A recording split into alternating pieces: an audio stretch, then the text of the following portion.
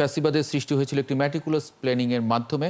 এটা মাহমুদুর রহমান বলেছেন। মাহমুদুর রহমান আজকে সাক্ষী দিতে গিয়েছিলেন আন্তর্জাতিক অপরাধ ট্রাইব্যুনাল 1-এ এবং সেখানে শেখ হাসিনার সহ 3 আসামির বিরুদ্ধে করা মামলায় 46তম সাক্ষী হিসেবে এই জবানবন্দি তিনি দিয়েছেন। আর বোধহয় একজনের জবানবন্দি আছে, একজন সাক্ষীর, তারপরেই এটার পরবর্তী প্রসেসিংয়ে যাবে। এ পর্যায়ে আমরা একটু যুক্ত করে নিতে চাই সামিরা তানজিন চৌধুরী, আইনজীবী, সিনিয়র কোর্ট যুক্তরাজ্য, এবং মরহুম হারিস চৌধুরীর কন্যা তিনি। আপনাকে স্বাগত জানাচ্ছি একাত্তর জার্নালে সামিরা তানজিন চৌধুরী। একটু আপনার কাছে একটু জানতে চাই, শেখ হাসিনার বিরুদ্ধে যে মামলা, সেই মামলার জবানবন্দি প্রায় শেষের দিকে, আইনি প্রক্রিয়াগুলো কি দেখছেন? আসলে ব্যাপারটা এতগুলো মানুষের ইমোশনকে ইনভলভ করে এবং 2000-এর মতন বাচ্চাদের মৃত্যু, এবং সেই মৃত্যুর জন্য কাউকে তো অ্যাকাউন্টেবল হতেই হবে। আমরা যে এই পর্যায় পর্যন্ত আসতে পেরেছি, এটার জন্য আমি উপরতলার কাছে কৃতজ্ঞ যে আজ বাংলাদেশের মাটিতে শেখ হাসিনার বিচার হচ্ছে। বাংলাদেশের সার্কামভেনশন অফ রুল অফ ল এমন একটা পর্যায়ে গিয়েছিল, পারিবারিকভাবে আমি এটার ভুক্তভোগী। আমার বাবা সেটা সাফার করে এক পর্যায়ে মারা গেছে। সেটার বিচার তো আমি একটা কোর্টে পাবো না এখন আর, কারণ প্রসেসটা কমপ্লিকেটেড। এই যে এইভাবে যদি এরকম একটা ফ্যাসিস্ট একটা একটা শক্তিকে অ্যাকাউন্টেবিলিটির মধ্যে আনা যায়, এটা একটা বড় পাওয়া। এই যে প্রসেসটা যেটা শুরু হয়েছে, শেখ হাসিনা তৈরি করে যাওয়া ICT tribunal or the system, ওটার থেকে যথেষ্ট ডিপার্চার হয়েছে। এটা একটা নতুন সিস্টেম, কিছু অ্যামেন্ডমেন্ট হয়েছে অনেক পুরনো ল এর উপর বেস করে আইসিটি ট্রাইব্যুনাল। কিন্তু নতুন যেটা আমরা আশা করছি হবে, সেটা হচ্ছে যে পুরনো সিস্টেম যেটা কমপ্লিট ডিপার্চার ফ্রম দ্য মানে রুল অফ ল এবং justice, process of procedure of justice, এটা থেকে এটা এটা যেন আর কখনো না হয়।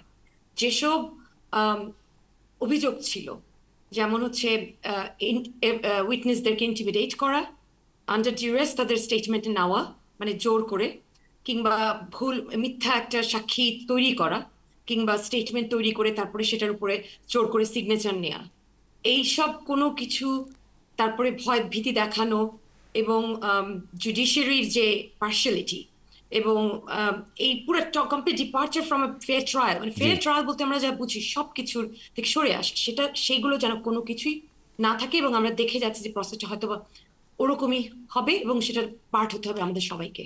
জি, জিয়াউল কবির সুমন, কি দেখছেন সামনে নির্বাচনের আগে এই বিচার প্রক্রিয়াটা শেষ হবে কিনা? আসলে সংস্কার, নির্বাচন, বিচার, এই তিনটা তো জুলাই গণ অভ্যুত্থানে যারা এখানে ইনভলভ আছেন প্রত্যেকেরই এটা একটা আকাঙ্ক্ষা যে আপনার গত 15 বছরে যে ধরনের দেশে, বিশেষ করে আপনি 2009 পিলখানার যে হত্যাকাণ্ড, সেখানে আপনার 57 জন সেনা অফিসারের মৃত্যু, তাদেরকে নির্মমভাবে হত্যা করা হয়। এরপরে আপনি দেখেন যে বিচার বিভাগ, তারপরে আপনি প্রশাসন দলীয়করণ, পুলিশ বাহিনীকে আপনার পেটুয়া বাহিনীতে, দলীয় বাহিনীতে পরিণত করা, আপনি গণমাধ্যমগুলোকে প্রচার মাধ্যমে পরিণত করা হয়েছে। আপনি মানে এমন কোনো সেক্টর পাবেন না যেখানে আপনার যে বলতে পারবেন যে আমাদের এই সেক্টরটা ফ্রেশ আছে।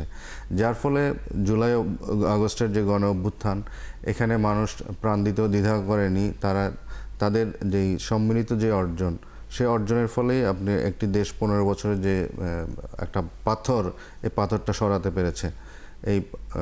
তো সেই জায়গাটাতে মানুষের স্বাভাবিকভাবেই যে 1400 জন শহীদ হয়েছেন, তারপরে 20,000-এর উপর আহত, তাদের এই বিষয়গুলো তো বিচারের অবশ্যই নিশ্চিত করতে হবে। এবং সে পাশাপাশি সংস্কার চলমান রয়েছে। আর নির্বাচন ফেব্রুয়ারিতে অলরেডি ঘোষণা করা হয়েছে। তো আমরা আশা করব যে নির্ধারিত সময়ে সরকার সবগুলো কাজই এগিয়ে নেবেন এবং মানুষের যেই আত্মত্যাগ, মানুষের যেই দীর্ঘদিনের ক্ষোভ, বঞ্চনা, দুঃখ, এগুলো তারা অন্তত কিছুটা হলেও তারা মলম লাগাতে পারবেন। জি, জিয়াউল কবির সুমন এবং সামিরা তানজিন চৌধুরী, আপনাদের ধন্যবাদ যুক্ত হবার জন্য একাত্তর জার্নালে। একই সঙ্গে ডক্টর কাজী মোহাম্মদ মাহবুবুর রহমান, আপনাকেও ধন্যবাদ জানাচ্ছি।